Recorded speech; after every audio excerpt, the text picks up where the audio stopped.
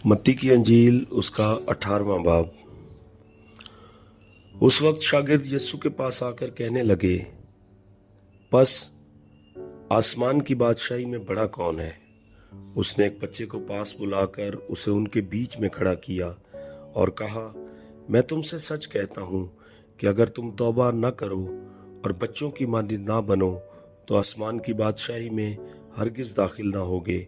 बस जो कोई अपने आप को इस बच्चे की मानद छोटा बनाएगा वही आसमान की बादशाही में बड़ा होगा, और जो कोई ऐसे बच्चे को मेरे नाम पर कबूल करता है वो मुझे कबूल करता है। लेकिन जो कोई इन छोटों में से जो मुझ पर ईमान लाए है किसी को ठोकर खिलाता है, उसके लिए ये बेहतर है कि बड़ी चक्की का पाट उसके गले में लटकाया जाए और वो गहरे समुंदर में डबो दिया जाए। ठोकरों के सबब से दुनिया पर अफसोस है, क्योंकि ठोकरों का होना ज़रूर है, लेकिन उस आदमी पर अफसोस है जिसके बायस से ठोकर लगे। बस अगर तेरा हाथ या तेरा पाँव तुझे ठोकर खिलाए तो उसे काट कर अपने पास से फेंक दे। टुंडा या लंगड़ा होकर जिंदगी में दाखिल होना तेरे लिए से बेहतर है कि 2 हाथ या 2 पाँव रखता हुआ तू हमेशा की आग में डाला जाए। और अगर तेरी आंख तुझे ठोकर खिलाए तो उसे निकाल कर अपने पास से फेंक दे। काना होकर जिंदगी में दाखिल होना तेरे लिए से बेहतर है कि 2 आंखें रखता हुआ तू आतिश जहन्नुम में डाला जाए। खबरदार, इन छोटों में से किसी को नाचीज न जानना, क्योंकि मैं तुमसे कहता हूँ कि आसमान पर उनके फरिश्ते मेरे आसमानी बाप का मुंह हर वक्त देखते हैं, क्योंकि इब्ने आदम खोए हुओं को ढूंढने और नजात देने आया है। तुम क्या समझते हो, अगर किसी आदमी की 100 भेड़ें हों और उनमें से एक भटक जाए तो क्या वो 99 को छोड़कर और पहाड़ों पर जाकर उस भटकी हुई को ना ढूंढेगा?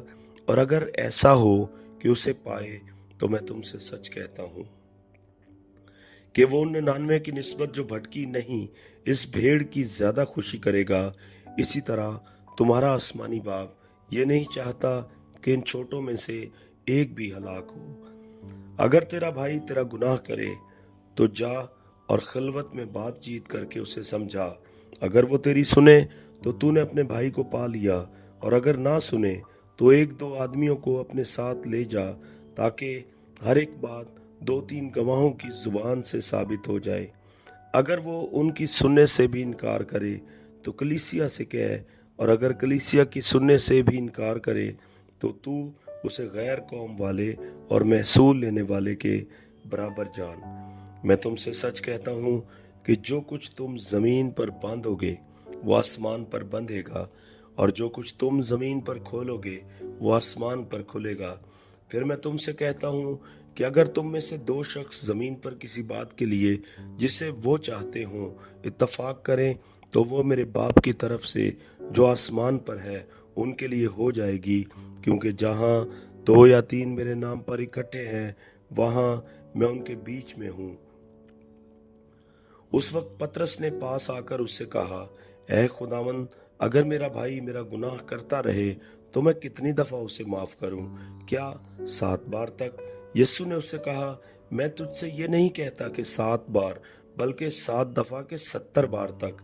पास आसमान की बादशाही उस बादशाह की मानिद है जिसने अपने नौकरों से हिसाब लेना चाहा, और जब हिसाब लेने लगा तो उसके सामने एक कर्जदार हाजिर किया गया जिस पर उसके 10,000 तोड़े आते थे। मगर चूंकि उसके पास अदा करने को कुछ न था, इसलिए उसके मालिक ने हुक्म दिया कि ये और उसकी बीवी बच्चे और जो कुछ इसका है सब बेचा जाए और कर्ज वसूल कर लिया जाए। बस नौकर ने गिरकर उसे सजदा किया और कहा, ऐ खुदावंद, मुझे मोहलत दे, मैं तेरा सारा कर्ज अदा करूंगा।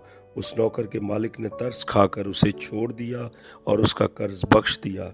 जब वो नौकर बाहर निकला तो उसके हम खिदमतों में से एक उसको मिला जिस पर उसके 100 दीनार आते थे। उसने उसको पकड़कर उसका गला घोंटा और कहा, जो मेरा आता है अदा कर दे।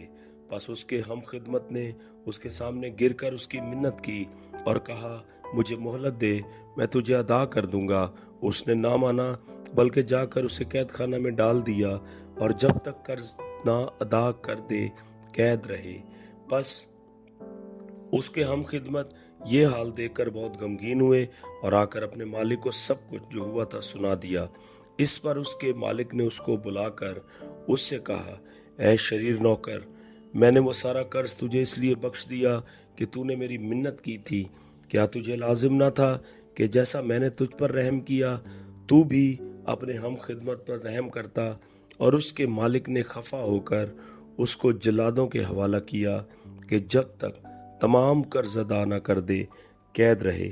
میرا آسمانی باپ بھی تمہارے ساتھ اسی طرح کرے گا اگر تم میں سے ہر ایک اپنے بھائی کو دل سے معاف نہ کرے۔